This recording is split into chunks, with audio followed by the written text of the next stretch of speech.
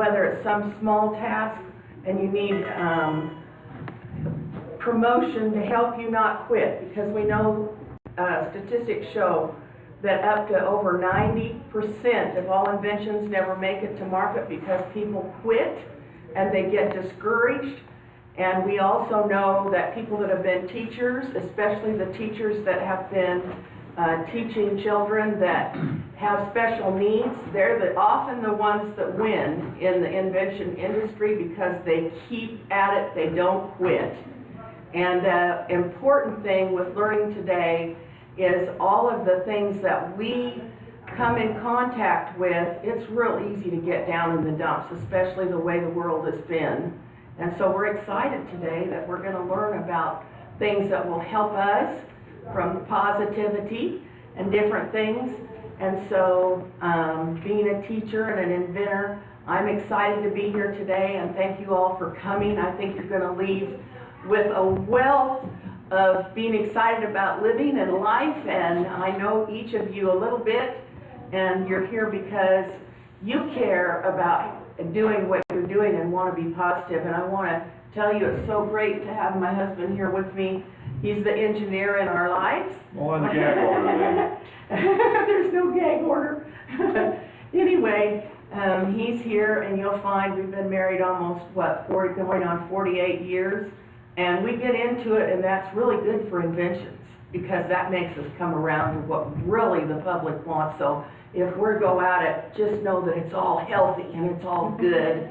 Anyway, so Galen, if you'll tell people what you do so that Dr. T will know how to communicate with us, if everybody will just give a few sentences of what they do. Just a few sentences. Well, you know. How many did you get? Too many. Go ahead. Well, you know, I look around this table and I got a lot of long-time life friends that I've worked with and worked for and worked around, and I have immense respect for every one of you. And we have a pretty cool brain trust here around this table that we ought to be able to figure out and straighten out this whole world. So I'm enthusiastic about that. So Galen's owned JAG Engineering in Nixa, Missouri for over 37 years, and he decided he wanted to retire. And not really. Anyway, he's working at, as you can see what his hat says. You want to tell him what you do there real quick so he knows. I still only make everything but money. Okay, but he says if he's going to make illegal. money, it has to be because he's working on my invention. So we're just glad to be here and glad you're all here. Go ahead, John. Yes. Speak up because we're being recorded, please. Yeah, I'm John, and I actually purchased two new, or fairly new, devices that I think somebody invented, and they did not work for me. So I'm stubborn though, I just want to keep trying to make my projects work when I can't do it myself. And there's a lot of times, if I'm from a big town where you could go anywhere and get a service. Around here, I'd say it's about 50% from where I grew up at, finding a service to do stuff on your own. And I'm that type of person, likes to do it on their own and figure out how to do it. And the devices I bought didn't work. And so I kept researching, and I found that guys that had bought those devices, they actually modified them. So a lot of these inventions get modified to where they work better than the actual original invention. And so that's the frustrating part for me, because there's all this stuff out here that people need to, because if you look at the whole world, there's not enough equipment out there for people to do it on their own. And you just described racing. That is racing. At its core, that is racing. I used to live across the street from where Jag Engineering that always interested me. What is that business? What is that? But I'd heard of it before I ever even lived in Nixon. I heard of that company. And so I was kind of introspective of it. I walked by the building and stuff and just see what stuff was going, why that company still was around from years ago, and I heard the name but never knew anything else. But again, this invention thing, it is like, it's one way, it's in its infancy, because just what he said, that people quit, you know, they try to get something out there and it, you know, ends up falling, never completes its mission. And all the stuff that I've worked on, I can see why, too. I mean, even the guy that's inventing it probably felt like quitting.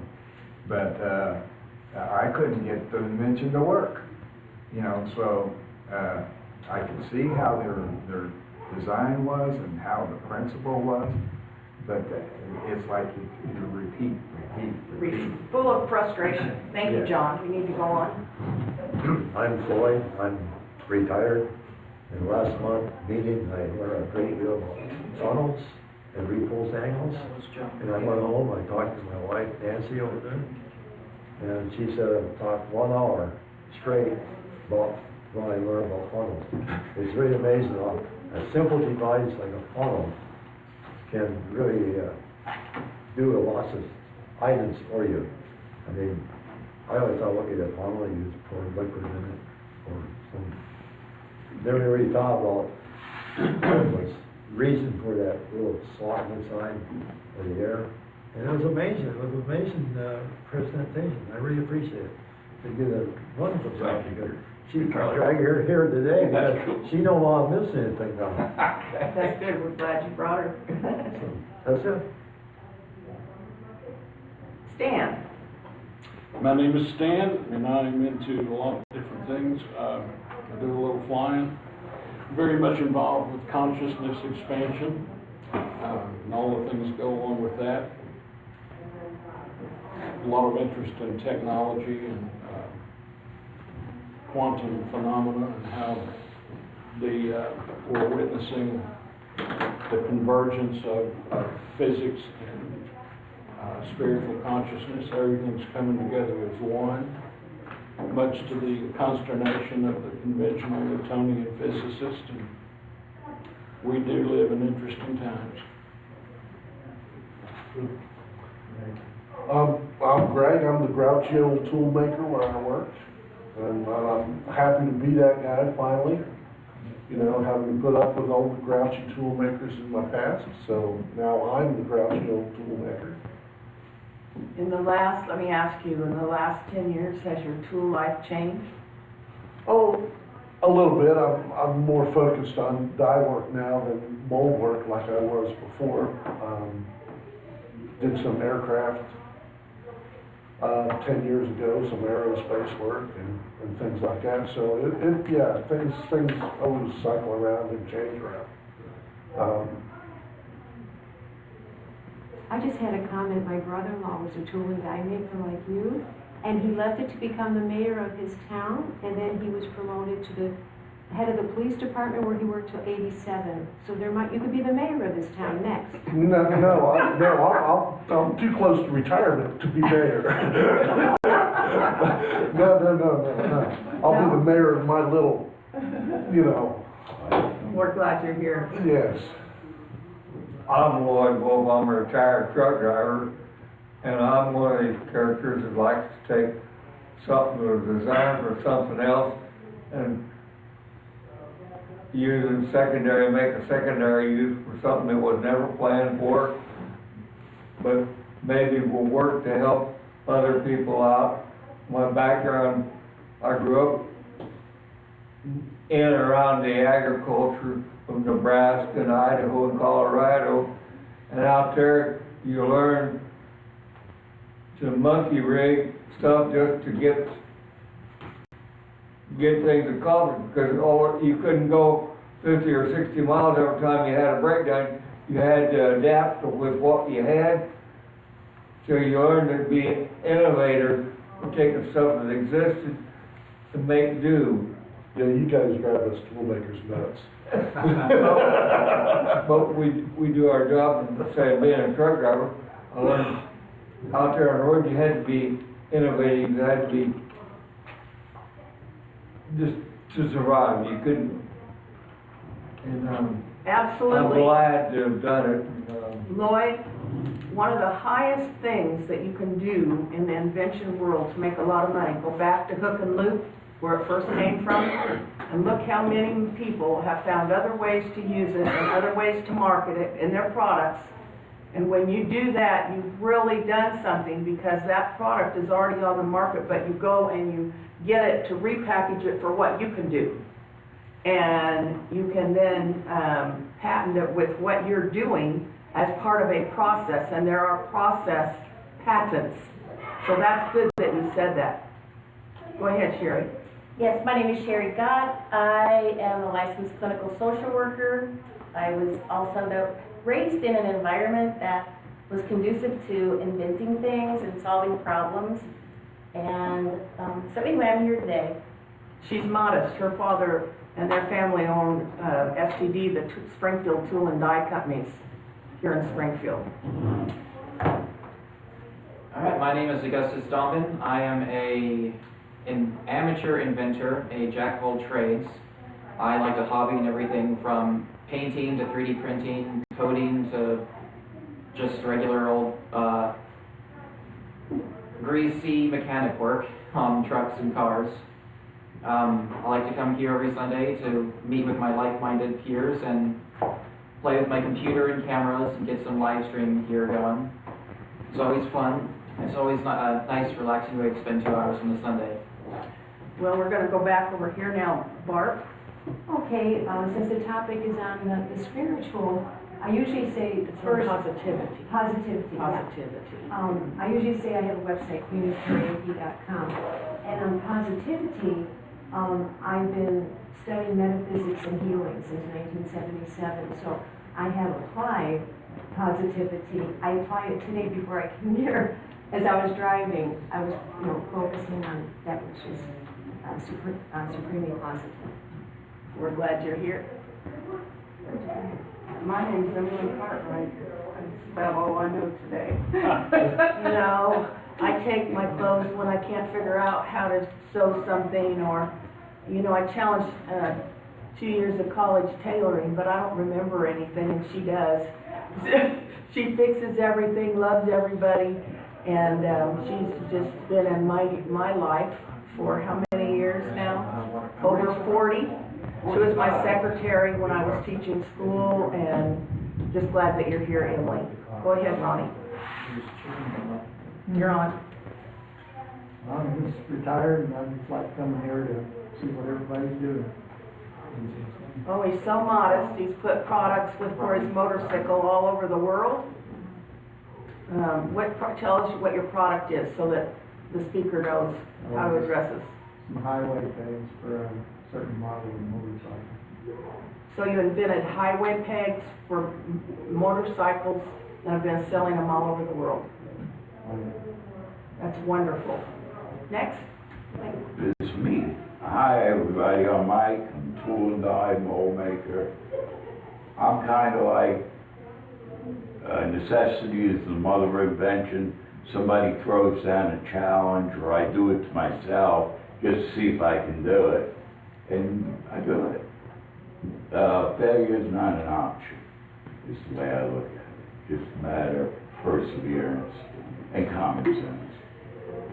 That's where I'm at. Mike, Augustus last time was really disappointed you weren't here, because you'll have to look and see what he's done with what you brought and showed last time. You guys have like really ingenious stuff for doing all this robotic stuff, and he had brought it, so you'll have to get together after the meeting. Ma'am, would you like something to? for show and tell, and you weren't here. Yeah. Oh, man, I'm sorry. It was very cool. Yeah. We play with each other's toys.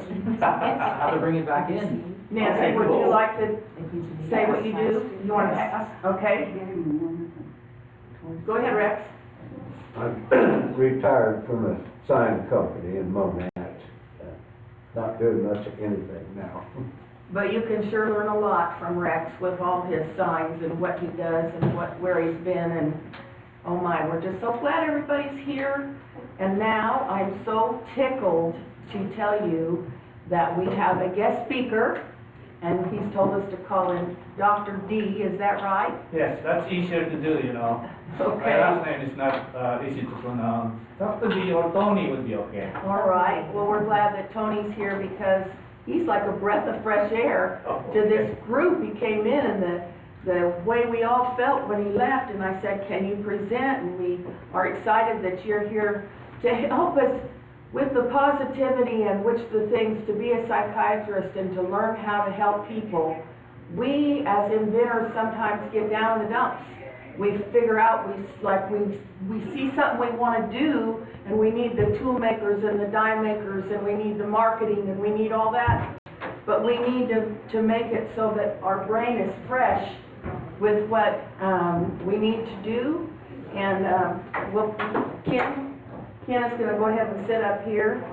Ken can about fix anything, do anything, so Ken's just arriving. We're glad that you're here, Ken. And Dr. D, Okay. we're all ears. Everybody's got a piece of paper. We're all ears. We got a piece of paper and a pencil so we can take notes. Maybe I'll stand up so I can project my words or voice a little louder. I left some cards there, you know, it's just fun things that I do.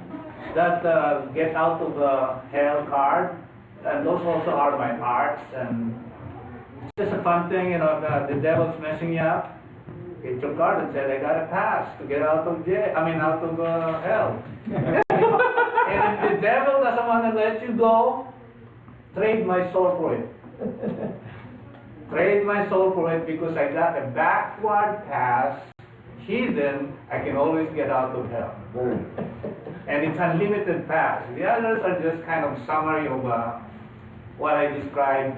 Life, Earth is a land of bliss. This is paradise.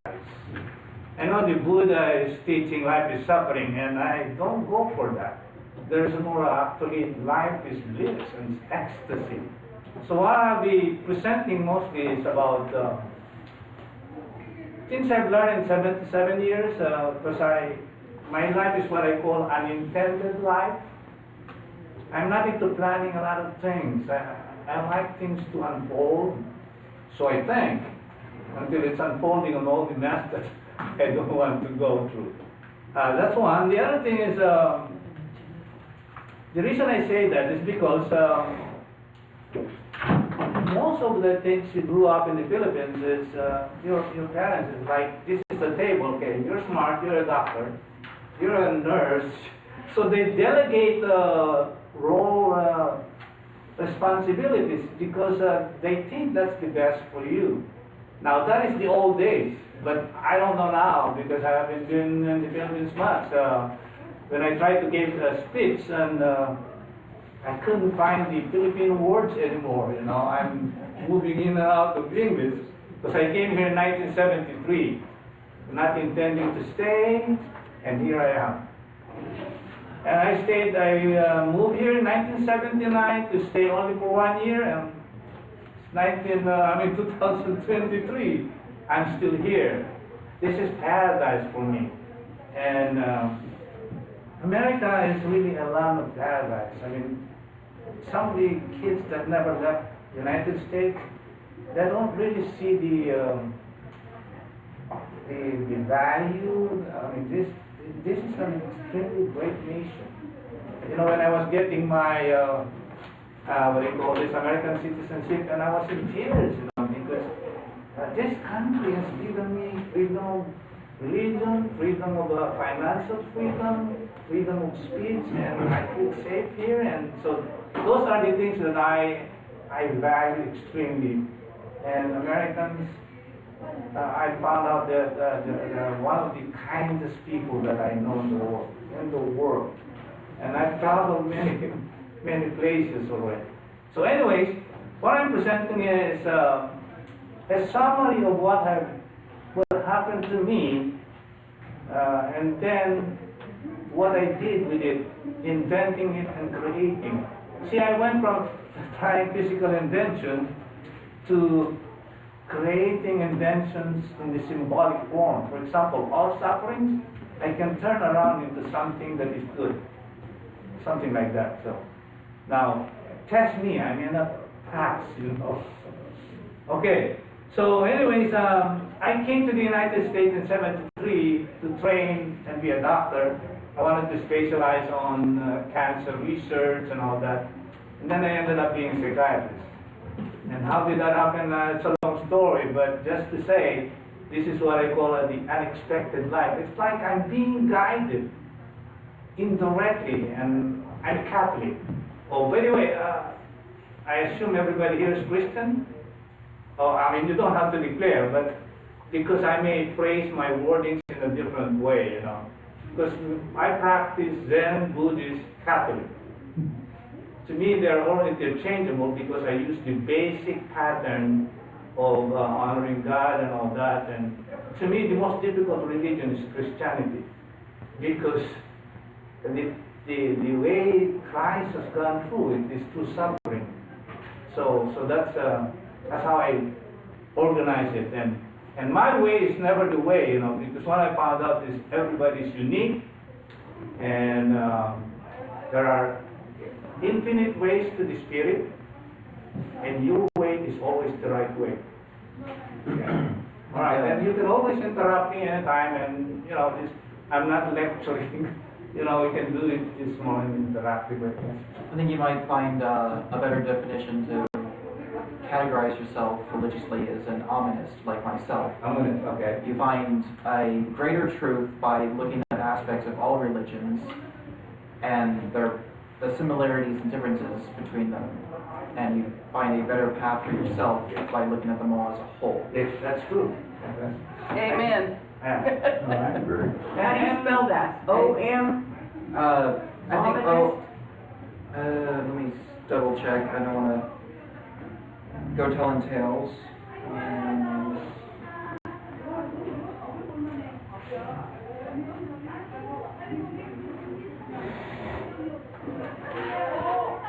I sort of wonder when we talk about creation, if there was like a God that showed everything through suffering, that if he creates stuff, does he do that too? He creates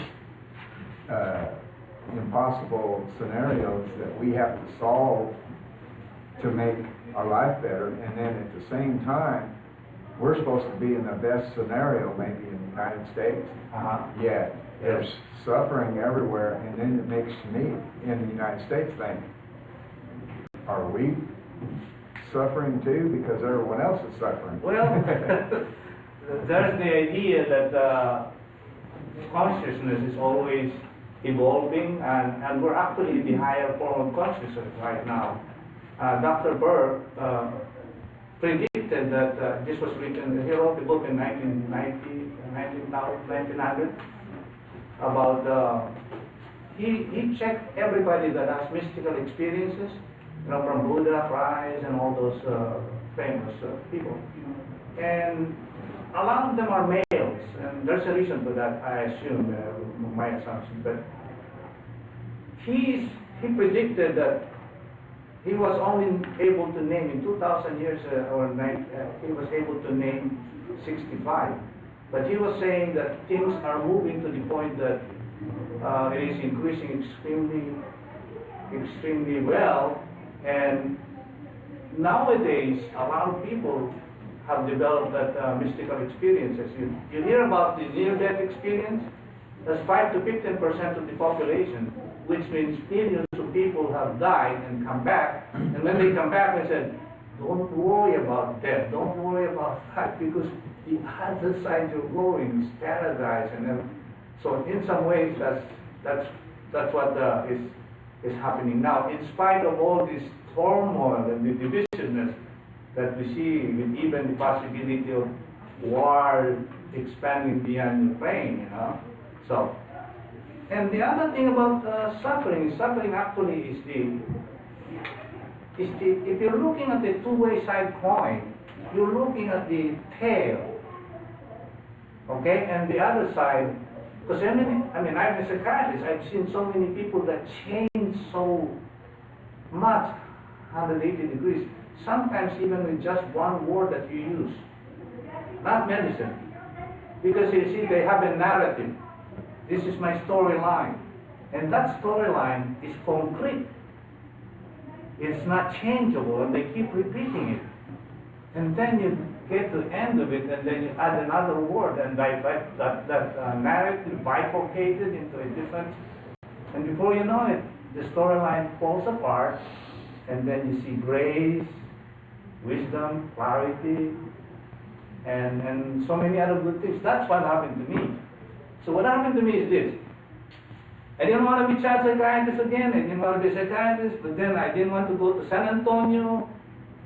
Somewhere along the line, I always get the direct message, you gotta get there, you know. I don't know how, I don't know why. So I was there and I said, what the heck am I doing here? One afternoon, this is 1977, I was looking at the wall. I had a cancellation, so I had 1 hour of free time. I was looking at the wall, and I was in a room where there's no air conditioning. San Antonio is hot. This was summertime, around July or August. But we are trainees, so the trainee get the junk room. So there's no air conditioning.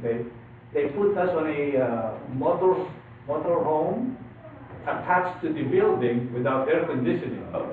Okay, and the weather is not so hot. So the windows are open, but they are what you call this curtains. They are tapping.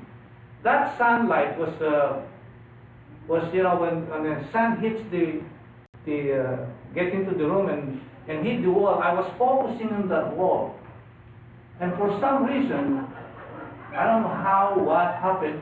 That sunlight, there was a quiver, and that sunlight sucked me. I totally disappeared. I mean,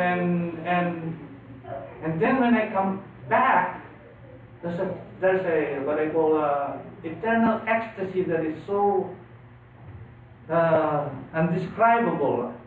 And there was sunlight drawing me. I was gone, and there was this big explosion of silent burst of intense light. When I came out, I got a download of a lot of information. Suddenly I said, God, I was pinching myself, I was almost in tears, and I said, what happened? And I knew eternity at that moment. It's a time, it's not a time, it's in the present moment where artificial time, man-made time is not the time. So I said, my God, what is this? They gave me a gift that I can never repay. Because in that moment, my whole life, my whole belief system completely changed. You know, and the download is, I have this knowledge, I didn't have them before. I didn't know Buddhism, I didn't know Zen, I didn't know, all I knew is Catholic, and we're not even allowed to read the Bible. I grew up from a Catholic school, from kindergarten all the way to the medical school. We're getting religion, and we're not allowed to read the Bible because the priests are telling us, you're not going to understand it, you're going to get mixed up, so don't do it. You know. In the meantime, they teach us all these things. But then after I got that information, the one that I can summarize some of them a little bit here. There's only pure consciousness, which we call maybe the source, God, Jesus, or many other names. And then even the quantum physicists or quantum mechanics and all that, they're beginning to look into consciousness. what I got into, I think, is what I call the pure primordial consciousness. Okay, that's the original thing for me. I mean, these are my assumptions. You don't have to believe me or anything, but that's what I got. And then that consciousness manifested into forms. Okay, because my assumption is because it was equivalent indirectly to love, and love is dependent on relationship. So love evolves into something. So what I thought, okay, and these are now coming out rather than these are my assumptions after the download. And so the first manifestation to me of manifestation of the oneness changing to another form is oneness, that is the spiritual side of it. And then the physical side of it is what we call matter or energy, which is the, what do you call this, mental side of the process. And then matter, which is the physical, I take that back. Energy and matter is the bodily form. I'm trying to convert it into soul or spirit, mind, and body. Body, and not B-U-D-D-Y, I'm pronouncing it that way, so. Anyways, that's oneness, the spiritual side of it, separateness, which is the mind, and then the energy and matter, which is the body side of the manifestation. And then the other thing I found out about that is the eternity. It's the moment of the present or the now, and it's not the man-made artificial time like we do now, which is the primary time we use is what I call man-made time. And the reason for that is because the body has to be protected. And so our focus is in the material things. Because if you disregard material things, this is not solid. I said this is an illusion, but if I pound my head, then the reality will tell me, okay, you can think everything you think, but you cannot disregard protecting the survival of the body. And so the focus of most of our consciousness, especially the intention consciousness or intentional life, is the protection of the physical body and survival of it. Now the others can wait, you can have a lot of mental issues, you can have a lot of spiritual issues, but the physicality of the body has to be protected. So that's the main focus of the body. The good thing about the body, though, is the body is programmed completely to be harmonious. We call in medicine homeostasis, which is balancing of things. And the body is always trying to do what I call a middle path or a middle way, because it's always trying to balance this extreme, because it cannot stay in the extreme. Because if you do in the extreme, you're bound to get into a lot of struggle or problems. Okay, so I started doing what I call my gratitude, because I was given a gift I can never repay. So I saw what I thought. But because it was so ecstatic, it's addicting. I like to make it happen again. So in the end, I started doing, okay, there's silence, there's sunlight, there's stillness, and then I was, boom, it happened. So I was doing that, I quit going to church, because the rituals of the church, which are very powerful, I didn't need them anymore. So I quit going to church at the problems of my whole family because of the Catholic religion. My wife is crying because I drive her to work, to the church with my kid, and then I would sit under the tree and try to be quiet. I never meditated, I didn't do all those Zen Buddhist things. And yet I know a lot of these things that the Buddhists and the Zen people taught after that intense sunlight breakthrough. Okay? So after 6 months, I quit. I said I was given a gift I can never really repay, so I quit. February 5, 1978. Just before I'm going to sleep, the room is dark. And suddenly there's another figure, it's like everything stopped and becomes standstill, and boom. Now this darkness of the whole room fused with me. And then there was again, total ecstasy. And it's hard to describe. I mean, I can't find any words to describe other than the experience. I got what I call the total suchness. It's a fusion of, and it's a oneness thing again on that what you said. So this means the other one is eternity, the sunlight. And then this one is infinity, which is suchness and abundance. What I mean by abundance is, okay, when I say thank you 3 times, it pertains to the physical world. When I say thank you twice, then it pertains to the mental world.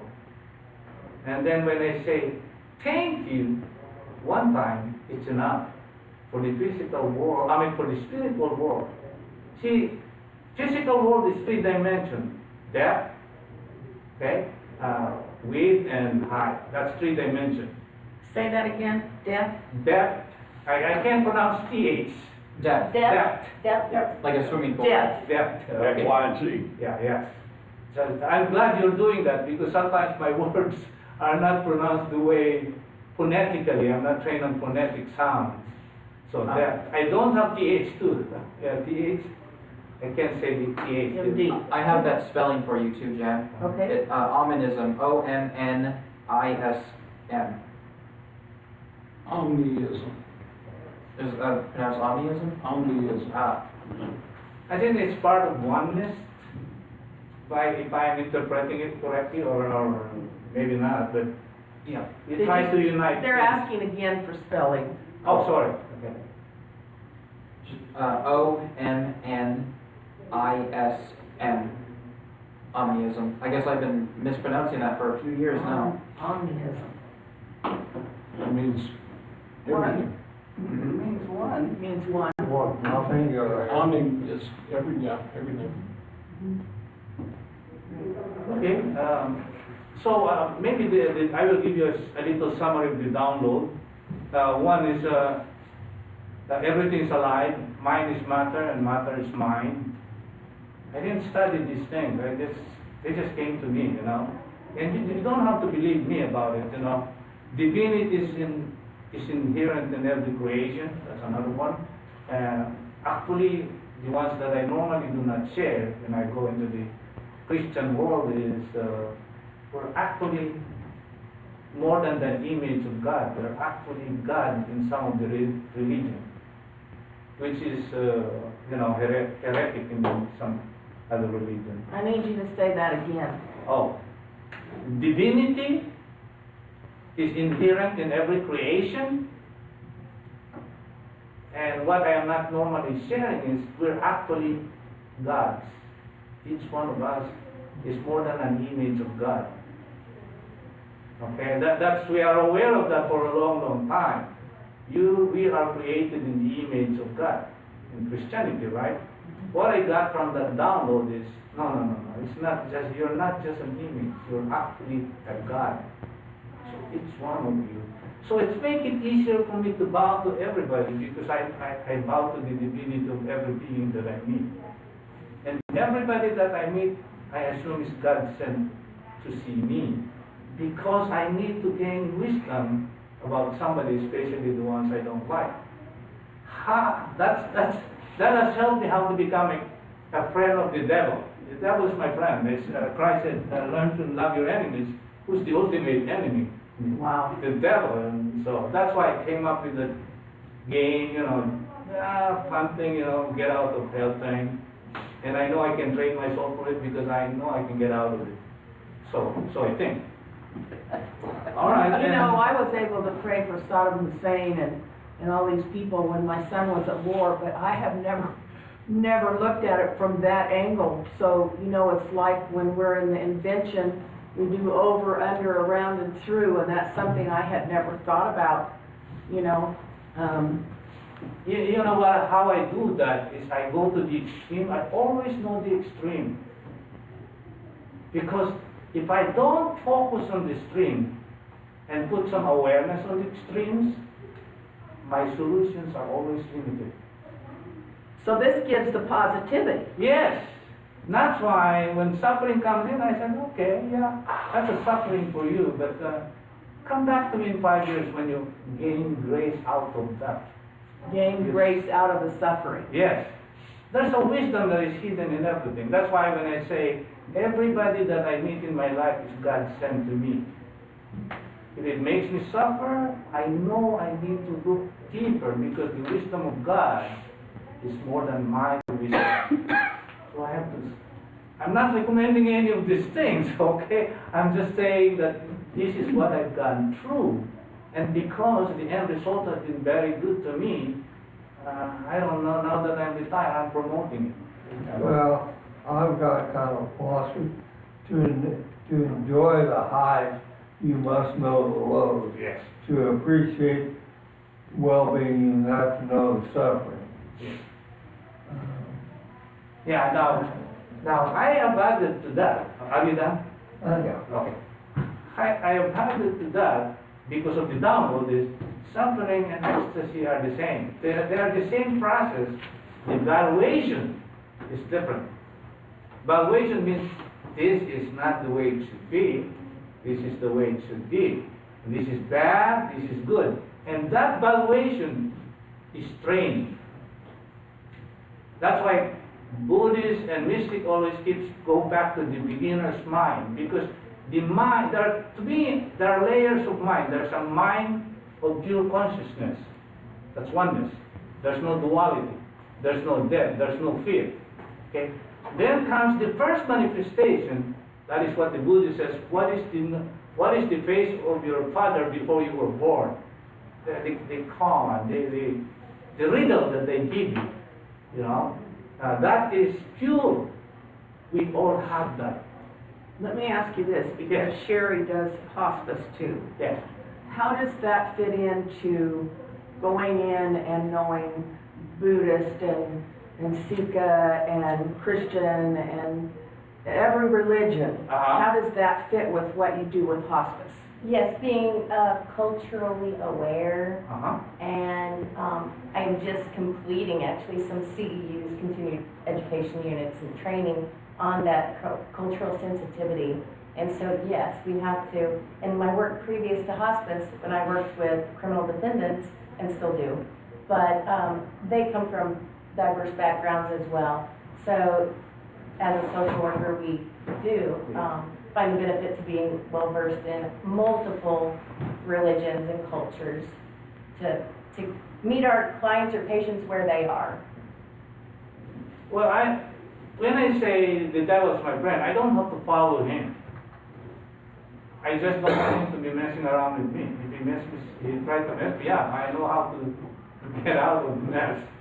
Because the layers of definition of hell or the devil is from the Christian or the spiritual way, which is the devil and going to hell, to the obstacle, hardships, and the root word of devil is an obstacle. It's kind of something diablo or something like that. So, anyways, so I was just gonna make one comment that you said about gods, you know? Uh-huh. And humanly speaking, I read somewhere that this is just not religious, but it said, if we actually saw each other as we really are, we would bow down and worship each other instead of fighting, or it's just a total extreme. But my favorite thing about God and comparing man is in Genesis 1:26 and 27. And God said, let us make man in our image after our likeness. So God created man in his own image. In the image of God created he him, male and female. So we are made in our reality, in metaphysics, we are the sons and daughters of God. We aren't God. I don't claim to be God. But another thing I found interesting in that one sentence, it says, let us make man in our image, after our likeness, male and female. I believe God is male and female, perfect, as we are. In our spiritual sense, not the humans, you know, our spiritual, our mind. Well, can you take all these things, because I know a lot about all you people, we have every religion here. Yeah, okay. And we have Gentiles and Jews, and we have Catholics, and we have Christians, and we have every religion, Yes. Protestants. We have everybody in this room. Yes. And your thought on that we are, you know, her thought, we're created in the image of God. Yes. And that we're to love one another. Yes. So that would mean that if we're to love one another, you know, and whatever we are, and at whatever higher power that we choose when we're inventing and get discouraged, there is something here that helps us, you know, keep going, because otherwise we would be living in a sandbox just using only hides to protect ourselves. Yes. So there has had to be, there's had to be more. There's, you know, and that's what I think you're saying is when you love people, you hear them. Yeah, well, the loving of the other is just the human side of expressing something that's negativity. But you can, see, one of the things I got indirectly is, which I didn't go into the details, is after I got hit by the sunlight, everything that I see around have three meanings. The spiritual meaning, the mental meaning, and the physical meaning. I'm not looking for it, it's already there. So when I start reading the Bible, I said, oops, like the Adam and Eve story, I can give you 20 or 30 different interpretations of it.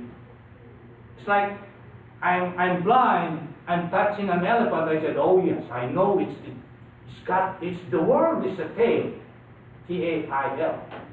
And then I move a little bit, I grab the butt, I said, oh, the world is a big butt.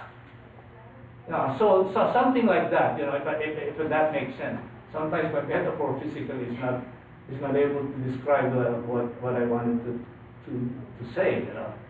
So that's why I can look at something and seeing at the suffering and then turn it around and say, okay, you're stuck on these things, how can you unstuck yourself? So get rid of your own rigidity, get rid of your pride, be more humble. Okay, hang on. Yes. Say them again. You guys write them down. You want to get where you want to get. Oh, you don't need to. These things are already within you. Get rid of. Say it again. If you want to get rid of being stuck or being in a jam or being like an inventor or anything, it's just asking you to sit back a little bit, take a different lens, not your preferred one. I like to use the word my crazy lens. So it frees me from the predicament of following the social order. Now I don't have to follow what I go through, because I always imply the ethical issues and the ethical boundary and principles when I begin to take action. I mean, I can think crazy things as long as I don't tell anybody else. You know, my inner world is sacred and safe to me. And I value that extremely. Now, when I start sharing it to the neighbors, then I become very careful and make sure to use the words that are consensually validated or agreed by the community or by the society or by the culture.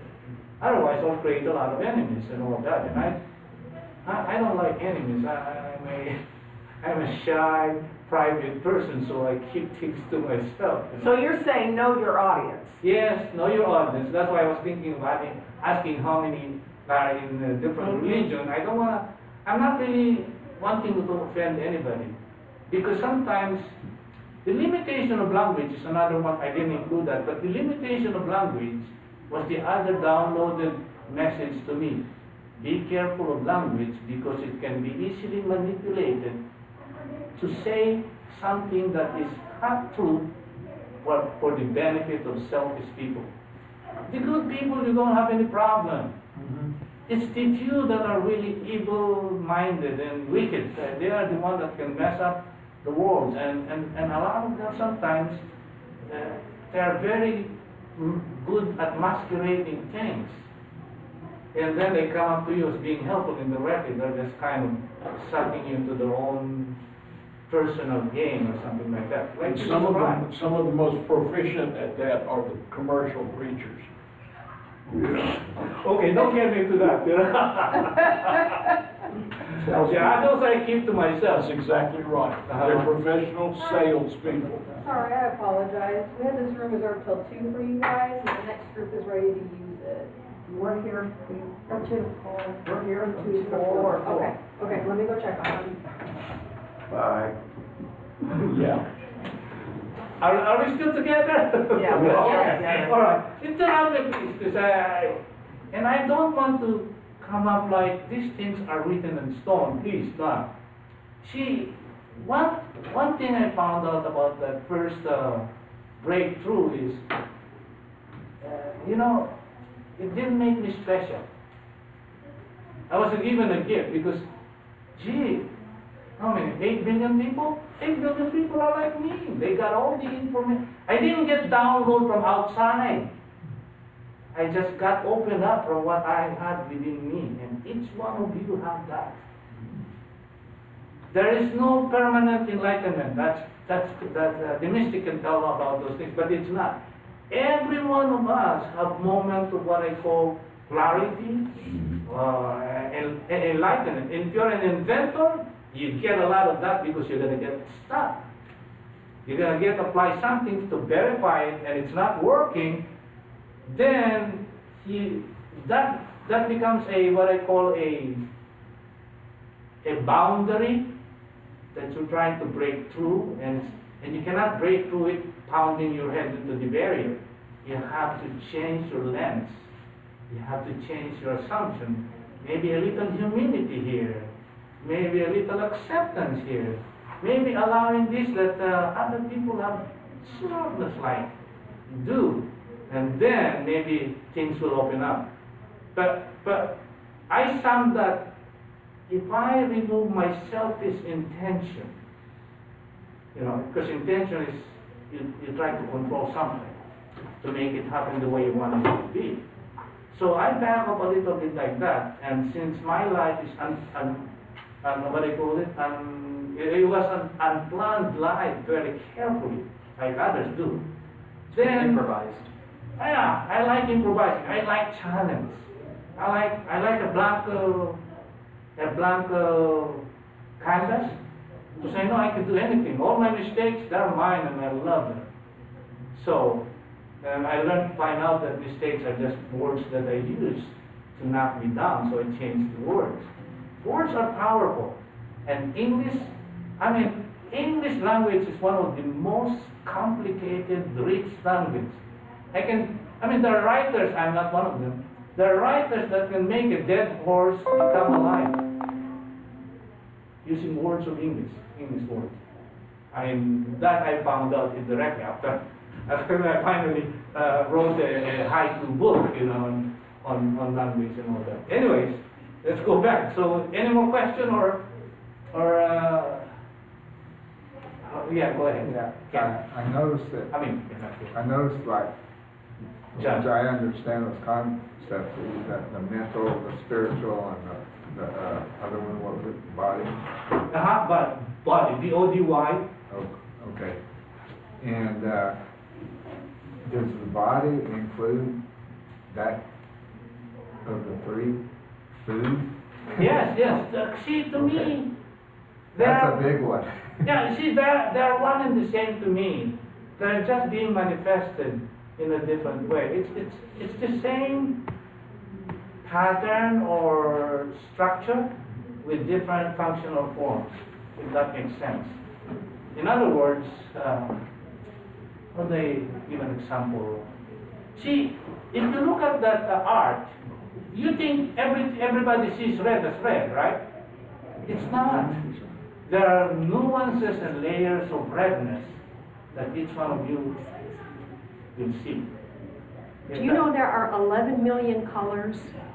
11 million out of the three, primary yellow, blue, and red. And then you can go on and on, 11 million. So when you're thinking about infinity, you know, yeah, it includes, you know, you want to reach out. See on that infinity and abundance, I didn't do the last one. See, the last one is in the God or the pure consciousness. you don't even need to say thank you, because zero is enough. All you need is silence, which is, to me, is the perfect communication. So if I communicate with God and I just bow in silence, my communication is more powerful than, God, I love you, I honor you, and all that. So I think, okay, that's my way. It doesn't mean to be. Because if you use your words and use it to you, that leads you to that deeper layer of dimension, or higher dimension, important peak, then use that. Because everybody is unique. Everybody is important. Everybody, to me, everybody that came into the world because the world needs them. You know, even the ones that created evil things. Because, you know, one of the things that are indirectly beneficial are evil people doing evil things, and then people have come out of the evilness, you know, with grace, with change, and with improved life and all that, you know. Because nothing in creation is without any value, if that makes any sense. Everything that happens in our world is actually valuable. It's only finding the value of what is that has happened or what is created. Again, my personal valuation, okay? Don't have to believe me, but that's just one of the things I learned. So, let's move on. Go ahead. Okay. On one of your cards, the second line is, it says Satan is forbidden to use supernatural power against free will. Yes. Could you expound on that a little bit? Okay, all right. I've had discussions on that before. All right. Well, Many people don't buy that. yes, because you see, if the devil uses supernatural power to convince me, whatever, You're not free. I cannot be sinful because I do not have the intention to do what's right or wrong. Does that make sense? Or I'll expand it a little bit. It does. I think it's why it's always Expand it said that again. the devil persuades people. Yes. They gotta open their heart to let him in, and then he has control. Yes. See, I value that free choice and freedom extremely, extremely, extremely important. In the creation of sin, I have to know that I am participating in this wicked thing. If the devil made me do it, but that's why people keep using it, the devil made me do it, but they're using it to get out of the responsibility. No. They chose. No, they chose. I mean, I always think my karma means whatever I do, whether I am conscious or not conscious, I am responsible for it. So I put a very strict thing to my action. But I complement that with what I call extreme kindness to me. I tell people I'm 78 years old, 78 years old, and I'm still learning every single day to be kind to me. Every single day to be kind to me. Be kind to yourself. Kind to myself, yes. Because no one else understands you the way that you understand. Yes, that's right. And I'm always forgiving of myself, you know. Again, just my recommendation for me, okay, you don't have to follow anything that I say, because they're not carved in stone. I just learned this to be my way. And You got a committee. Every time I look in the mirror, there's me, myself, and I. yes. So I always have two other people that. Yes. Actually, I have a haiku in the book I call Mirrors. And my mean twin brother, living in some mirrors, mutual bitching. We bitch each other, you know. Another one of them. My kind twin brother, living in all mirrors, says, love you. Love you. He only says, love you.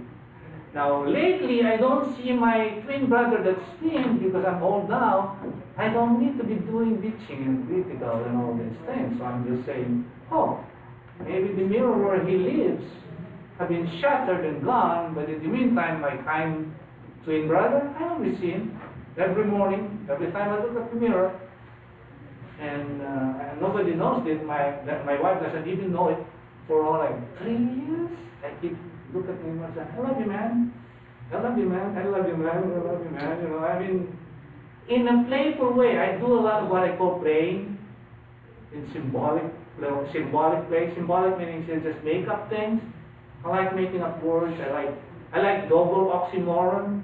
I mean, my email name actually, the one that I have 3 emails, one generic, one a little bit more, all possible given to most, and then I have one that are strictly for, if I get it, then I know they're close to me. So I got these layers of protection on my own stuff, you know, because I know the world out there is not kind sometimes. So aren't you, go back to all the psychology, it's been too many years for me, but you have the id, the ego, and, Yeah. you know, I mean, Yes, aren't yes. you going those layers with when you look in the mirror and you say, Yes. I just stay really away from it because it's already, when you hear the word that is so familiar, you're no longer open to possibility of other words. That's why they want you to have what they call a beginner's mind, so that you're always discovering. And inventors have that. Because they're forced to, when they begin to get snagged about something that they're working on, they gotta get out of that snag or that obstacle, and you can't do it doing the same thing. you know, it's interesting because one of the things that I've learned with what you're saying is when you're talking to somebody, you practice in the mirror. Yes. And some of my sales that have really been good, I've gone in the mirror and I looked at myself and I throw my shoulders back and you know, you're gonna say now, instead of saying I can, I will, I am, I'm gonna say I love you, Jan. You know, and I think if we all do what you're saying, you know, that gets you unstuck. Yes. Yes. Actually, when we need help, there's always somebody that'll come up. That's how God is so kind. If you're struggling with something, just be a little bit more receptive, and a teacher will come out. I mean, I've seen that so many times, not just for others, but actually for me getting input. Everybody's got their own frame of lens that is helpful in many different ways. All right. So I'm going back to the mind now. So this is the beginner's mind, the consciousness mind, where everything is oneness. There's no duality, there's no death, and then the next one is the beginner's mind at conception. That's the phase, that's the consciousness, what's the name of your father before you were born, you know, that's the one. And then there's, at birth, there's what I call a spiritual mind, that is body, B-O-D-Y, mind, and spirit. That is a pure pleasure-seeking entity or person. They don't know fear. Now, you get them? Okay. So they. I was going to make a comment. I believe that fear is the source of all sin, sickness, and death. Fear. And the opposite of fear to heal is love. Yeah, agreed. But there's like I said again, my layers of interpretation of words have layers, I call them, nuances. So when I say fear, that's why I don't like to use ego and id and all that, because once you hear that, you already done that, heard that, and the possibility of something different is already gone, because it's already abstracted and translated by the mind. The mind is always oversimplifying. By doing oversimplification, which is very necessary, otherwise we're going to get bogged down in the details of what they call the devils and the details. But God is in the more detail, if you want to really look at it that way. But actually, I actually have 2 points on fear and all that. But I think layers and layers of experience from one moment is what I'm trying to promote. Each one of you has enough of that image and likeness of God. You just need to, how do I say, use it, love it, express it, and just live with it. Live with it. And the way to do that is to be what I call in the circle of ecstasy. You know, you have to create that. I wrote a poem about my life is like a turtle. You know, I'm slow food, you know, and all that thing, but I carry my cape, which means I'm always protected, you know, something like that. I could be a hermit in a crowd. That's another way of saying it. So then, after being born, the process of humanness kicks in. Then you begin to, initially you begin to smile. Once you smile, which is about 2 to 3 months old, you become a socialized being. Because you become participant in the social world. You know, I can't get everything, because a newborn knows this. Everything I like, I create. I like milk, comes to me. You know, I'm wet, somebody cleans me up. So the baby thinks, oh, the world and me are the same, because whatever I want, whatever I need gets in. Then the social world kicks in, and the kids start smiling and see that smile of parents. All of that is an extraordinary milestone for a child. They get into the world of human. And we are ecstasies. Human beings are ecstasies. This is the land of bliss. Earth is the land of bliss. So, after that, then you have the whole life of creating what I call a social mind. That is a mind how to interact with other people.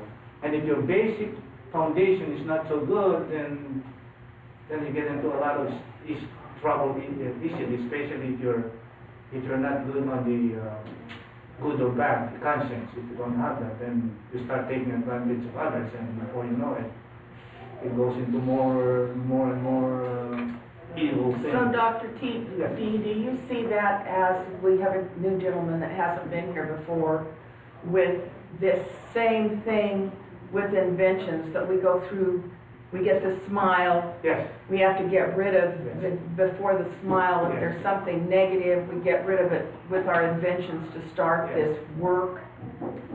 Not to be discouraged, you know, because you see, the social mind and the social mind of people around you can easily discourage you. You've heard how so many inventions, you know, like the guy the Velcro guy. Mm-hmm. He said, my family told me not to mess around with it, it's useless. So that's what I read. So, see, the social mind is always protective if they like you or love you. They're going to be always using you if they're not good. That's the social mind. Yes, Ken. This past week, I heard a little 11-year-old girl, she does bows and ribbons, and she only makes $131,000 a month. Really, yeah? Look at that. My goodness. So, you know, inventions don't have an age limitation. Yes, that's true. And sometimes you really never know which one will work. You know? So that's why I always like what I call an unexpected life or unexpected pattern. So, but I have a tendency to see what is good. Always, after I got hit by that line, then I started becoming that one now. Is the social mind not good? No. The social mind is nothing. See, every creation is neutral. It's how you use it. That's how I assume every creation has a value depending upon how you use it. If you use it for selfish reason, then it's not so good because you're disregarding another divinity in front of you. And that is a violation of oneness. When you start taking advantage of other people. It's really not, I don't know. I get very strict about that and applying it to my own ways of being and doing.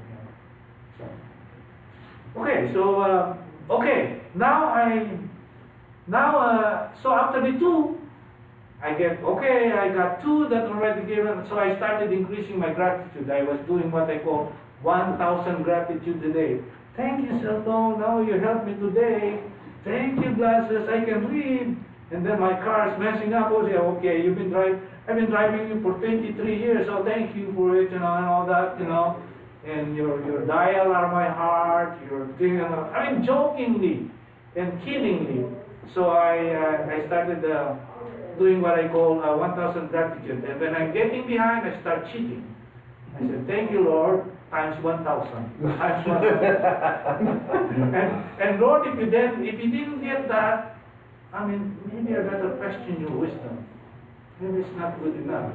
But if I say thank you sincerely, or even if I just bow in silence, and that is a thank you, then you ought to get it, Lord, or Jesus. If you don't, then I have some issues to deal with. Something like that. Again, you don't have to do any of these things, okay? I become playful with God the Son. I become very reverent with God the Father. And if I need guidance, I ask the Holy Spirit, please, guide me. Let me know when I'm messing around with things that are not within the order. Something like that. So, okay, now, the next one, so after that, I didn't worry about anything anymore. And then, November 17 and 18, 2 days, there were these two clouds that are following me wherever I go, in my mind. There are two clouds. I will work, I will be seeing clients, prescribing medicine sometimes, and all that. And they're just there. And then, it's a Friday, I was driving my way back to home, and boom, those clouds, they became one. And boom. That's the only time I knew it's a split seconds, otherwise I would have been a mess. I was in San Antonio, busy traffic. No, I was on my way now to my home, and there's no emergency lane. If it lasted more than 4 seconds, I would have crashed, definitely. So I assumed at that moment, because the first one I know it's less than an hour, because I only have 1 hour. The second one I'm not so sure, because it's nighttime, it's a weekend, so I could have been awake and asleep and all that for a long time. And the last one, every one of those breakthroughs have a meaning. This one, the meaning is being reborn. The Bible says you can be born by water or something like that. Be born of woman and be born of water. Yes. And again, I have my different interpretations. But that, to me, the rebirth, what I call it, is getting back my innocence, childhood. My childhood innocence, that pleasure of enjoying things. This one, this is really great, wonderful. That innocence of child without intentional life or gaining something out of it, I got it back. And again, I keep doing my 1,000 cheating gratitude more. Because God, three, I can never pay one, and now we got 3. So every time I have these things, it changes my whole being. And then the next one, I got an out-of-body experience. I died, I was lying in bed, and my soul got out of me and go, all over these places, and then not doing anything, just like a genie that gave out. That's why I know there's a soul, because of what I experienced, come out of me and then go around and several minutes, and then came back to where I was lying down and said, oh, it's my body. So I went back. First thing I did after that is I walked to my quad. You're familiar with the quadrophonic system. Now the stereo is, then they went into 4 speakers, and I bought a very expensive system. And then I stood up and I approached it. I said, these things do not mean anything anymore to me. In other words, the material things have lost their extreme value. That's also the time when I started saying, okay, I don't think I need to work full time. So I cut down, I started thinking about cutting down the work. But it took me, I think, 4 more years before I changed. I got enough courage to say, okay, I'm going to cut down work. I don't want to work 40 hours a week, I want to work only 24 hours a week. My wife says, you can do it, no deal, and all that. She was crying and all that. So I said, okay, whatever I earn, I'll give it all to you. I'll get a tiny, what do you call this, tiny allowance. And I have, it's not that money is not valuable. For me, it lost its, not the primary goal anymore. You know, something like that. No, don't follow me. I'm not that's not good, because when you retire, you're gonna need some money. But my wife did okay, so anyways, so after that, then I lived my normal life, back to reality. That's when I found out, I got enlightened a little bit with those 4 experiences, but it never lasts. That's how people that come enlightened fall out of grace. Every one of you and me and everybody else have moments of enlightenment. But you cannot stay on an enlightened state all the time, because it's not possible for living a normal human existence. You're gonna get bogged down, you're gonna get destroyed, you're gonna have struggle. Because there's necessities of living that have to be done whether you like it or not. I have to work. I didn't work for 24 hours, I worked 32 hours because my employer said, I cannot give you any full insurance with 24 hours of work. The minimum is 32, so I came. So 32 hours for 40 years, 28 years. Go ahead. You have 5 minutes. Oh, I mean, okay. Well, so I'll summarize that. The next 30 or 40 years of my life is converting all those things I learned into daily life, which is what I call the circle of ecstasy. Circle of ecstasy. This is a book that I didn't want even to write a book on haiku.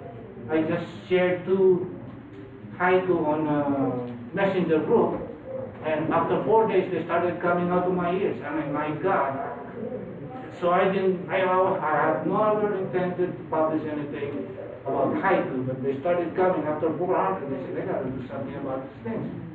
I've written more than 1,000 now, a year or so. So I have to publish another book. I will call the Circle of Suffering. But I started practicing what I call perpetual smiling. I'm always smiling wherever I go, No matter how much, then I catch myself not smiling anymore. I begin to catch. My inner world is always smiling. My inner world meaning the things that you don't see about me. But I work so hard on social life, to smile. I found out I can be a hermit even when I'm in the crowd. Meaning that I can internally validate myself back and forth and not be influenced by the social things that happen around my world. Okay, I gave you the 1,000 gratitude, perpetual smiling. Everything's meant to be is another one I learned. These are all chapters in the book that I'm writing that I don't want to publish, but it's there already. But everything's meant to be, meaning I am more accepting of things the way they come to me. Why haiku? It's strict rules. Tell me. Why the Okay, again, unplanned life. I was writing something, and then the Grammarly software, they sent me a note that says how to write a poem. So I read haiku there. I said, no, what the heck? Do you break the rules? What? Do you break the rules? No. Yeah, now, yes. Okay. Now, see, the traditionals is beginning to become more challenged. 3 lines. 3 lines. 5 syllables, Yeah. 7 syllables, Yeah. 5 syllables. Yeah. You have to make some sense out of it. Somehow. To make a live. Yeah. So anyways, so I wrote 2, and like I said, after 4 days I got 6. And then the following a few days I got 10. What the heck is happening? I'm not doing anything. I don't want to do this thing. I was just doing on a whim, just send these things there, and before you know it, they started coming in. Do you think there's a reason that you stayed to the rules? Oh, no. I don't stay with the rules. I'm a maverick, I don't like it. When I look at rules, the rules just give me a barrier where I need to break the rules. Okay, Thank you so much. Thank you so much. I got something out of all this talk that I have. We need to have 3 or 4 more of him coming and doing this and You know, helping us move on. You know Dr. David Schling? Schling? Oh, yeah. Okay, just wondered, thanks. He might be one for you. Say that now? David Schling, I just, came from him and his wife. His wife Nancy's my very good friend. So maybe that would work out for the April. We're gonna segue here and show you something, and then Sherry's gonna do her presentation. Can I have 30 seconds? Go ahead. Okay. We have to be out of here at 4. They said somebody else is coming in, so Yes. we've got a lot going on here. If what Dr. Tony has said here today, if these metaphysical principles have resonated with anyone here, I've been affiliated with a student at the Springfield School of Metaphysics for going on 5 years from now. And in August it'll be 5 years. It has absolutely, immediately changed my life for the positive. So if you have cards, you're welcome. We have a out. we have a new class starting tomorrow night at 6 p.m. Talk about coincidence, and it's at 1033 East Sunshine. If anybody wants any more information, I'll Talk give it to out. him after out in the hall. Absolutely. All right, Galen wants to show you something. We've been harping with this group for a long time of doing things with non-woven fabric. And non-woven fabric, we are going to pass this down. I want you to notice what they did. I just get a drink of water. Sure, I'm sorry, I should have had a glass for you. When it goes by, I want you to feel the fabric, I want you to see what this is, and I want you to just pass it down. It doesn't weigh anything. Pass it down and feel. Wow. Pass it down and feel. Non-woven, doesn't cost a lot to ship, non-woven. Where's the box? Huh? Where's the box? Wherever you put it. I said, I didn't bring it So it's in. your fault. I said to bring it with It you. came in a box about this by this. About like this. Just keep it going. It's non-woven The size of one of those shelves it's about that thick. non-woven. Anytime you can work with non-woven, you can usually stamp things out. They use quite a bit of sewing. But when you work with non-woven, you don't have the weight. Those are just non-woven that have been coated shelving. So we are always trying to encourage you when you invent. Listen close. When you invent, start with paper bags. When you invent, if you have something to go on a tricycle, don't invent the tricycle. Go buy one at a garage sale and add your invention to it. Keep your money down when you're doing your basic first prototype. Keep your money down when you're doing your first prototype. You don't have to spend a lot of money. So get something that's close to it and add to it when you're starting out. If you do non-woven, again, non-woven fabric. How'd you get it? Look how light it is. Used to store shoes on. I won't. Oh, really? I need this. Emily, walk one hand, you know what, the other. I actually, Oh, Bill, the right number. Is that not, did you feel it? Feel it? We took it to the Antique Roadshow. They said 100,000. Just non-woven. Anything you can invent, non-woven. Okay, everybody stand up for just a second. Everybody stand up for just a second. We're on a marathon here. Stand up for just a second. Wave your arms around. Everybody, we've had a lot of learning and a lot of stuff going on. Okay. Thank you. Okay.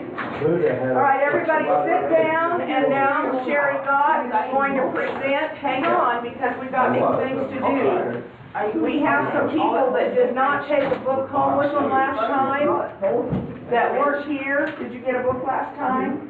Okay, hang on. We are doing the Harvard. Hey, you guys gotta listen. I know. We are, I know. Woo, woo, woo. like that. Mike, afterwards, outside, you guys gotta sit down and listen, we are gonna get moved out. We're doing Harvard Business Reviews, and if everybody's participating, those that weren't here, we'll give you one. Sherry's gonna do her first book report on the Harvard Business Review. Sherry, you're on, the rest of you sit down, and we've all gotta listen here for a minute. We're gonna learn because you guys are all gonna participate. If you haven't gotten your book, we'll give you a date and we'll go from there. Go ahead, Sherry. The book I picked was Emotional Intelligence, Influence, and Persuasion. And I basically went through, read the book, and printed out the highlights of each chapter in it. So and I think, does everyone have a copy of that? What I find pretty interesting is, I printed 18. I brought 18 of these today, and how many of us are there here? Well, 18. 18. Yes. Yes, I thought that was pretty cool. Yeah. And then, to follow up with what Dr. D was explaining, which I found very interesting, one of the things that, a lot of it, to me, carries over to this, but language, especially with language, communication is only as good as shared definitions. Why not? Okay, so there's also perception and interpretation involved as well. But with influence and persuasion, it's pretty difficult to influence and persuade folks when your definitions don't match and they're not the same. So anyway, again, it's back to know your audience. So first chapter, understand the 4 components of influence. There's positional power, emotion, expertise, and nonverbal signals. I've outlined them and briefly defined them, so I'll just let you read them since we don't have a lot of time. Is that okay? Sure. All right. Then harnessing the science of persuasion, how people evaluate information and form decisions. There's the principle of liking, the principle of reciprocity, principle of social proof, and all of this is really, I hope you read it, so I'm not going to bore you talking about it, but anyway, you can read it yourself, which is again a summary of what's in this book, which is really a good read, by the way. The principle of consistency, principle of authority, and then principle of scarcity. And Dr. D, feel free to chime in, or maybe we could even discuss this as we're quickly going through these topics. If you have any questions, he might be able to answer for you. 3 things managers should be doing every day. Building trust, building a real team and managing through it, building a network. Then the next chapter was learning charisma, and it talks about what charisma is and charismatic leadership tactics. There's verbal and nonverbal ways to communicate. To win people over, speak to their wants and needs, which I'll read that one. Empathize with the people you need to persuade to purchase your product or services, or to work hard on your behalf. It gives you better ideas, and it makes you worth listening to. Which that vaguely reminds me of, we had Jay here speaking. Jay got about motivating people, and yes, you have to sympathize and empathize with them to truly start leading them. yes, yeah. He had a good presentation. The Elvis guy is who he's talking about when he was a prisoner. And then storytelling that moves people. So we all know how actually all of this it was a really good book, and how it was put together because one topic led to the next topic and intertwined the previous topic and set up for the next, and yeah, it was a very good read. So then storytelling moves people.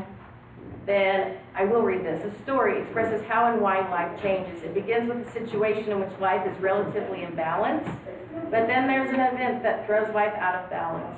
The story will describe how, in an effort to restore balance, the storyteller will present what it's like to deal with the event and imbalance, and what decisions were made, what actions taken to restore balance and achieve the goal.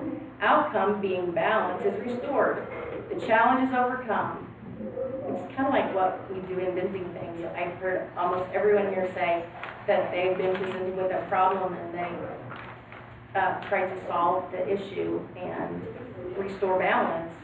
And anyway, it promotes a positive and negates a negative. Once again, the positive things coming through today. The surprising persuasiveness of a sticky note. This one I found really interesting, but what I liked the most was at the bottom where I put impressions, and it gives the survey results, which is not really that unexpected. But the impressions, I found it funny. The sticky note takes up space and looks cluttered. The brain wants it gone. It gets attention. It's difficult to ignore. It's personalized. Ultimately, the sticky note represents one person communicating with another important person. So I enjoyed that as well. I love throwing them away. See, but you took it off. You threw it away, you know. Because I'm done. You're done. Well, right. Very good. Well, I have things to say about that, but go ahead. So, okay.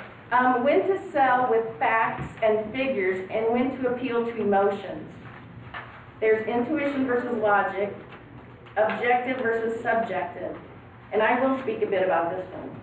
It's like analysis paralysis is one of the phrases in the chapter. And people think that, some people, not all of us, but there is a school of thought that you sell toward the rational versus the intuitive of a person's, to a consumer. And then you can go to left and right brain thinking and the emotional mind. So emotion is simply the way the unconscious communicates decisions to the conscious mind. I thought that was pretty interesting in that chapter. Okay, so that's my book report. Thank you.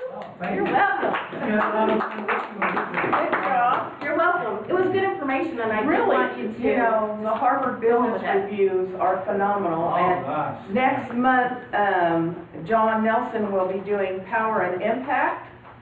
And we don't expect everybody to have to do this way, That's what I mean. you know. God, If you do, that's great, but we don't expect it. I think it's wonderful, but we don't expect it. The important thing is that he's read the book. He'll be doing Power and Impact for April and May. Ken Statnick will be dealing with difficult people. And June, Augustus will be doing Meaning and Passion. Is that right? And July, you're going to be doing, Tony, Mindfulness yes. in July. And those of you that don't have a book, let's see, some of you don't have a book yet. I'm going to give you some names and you can just tell me which one you want to do, and if you'll write it down, Barbie. So we've gone, you can see we've gone June, July, so it'll be August. The names of the books that we have that you'll read, and then you'll come and tell us back what you learned that can help us in the Harvard business. These are the best things for business that you can get. They're phenomenal. Focus is one. Resilience is another. So if you see one that you think you'd like, I'm going to read them through once and then I'm going to start picking on you. Hey.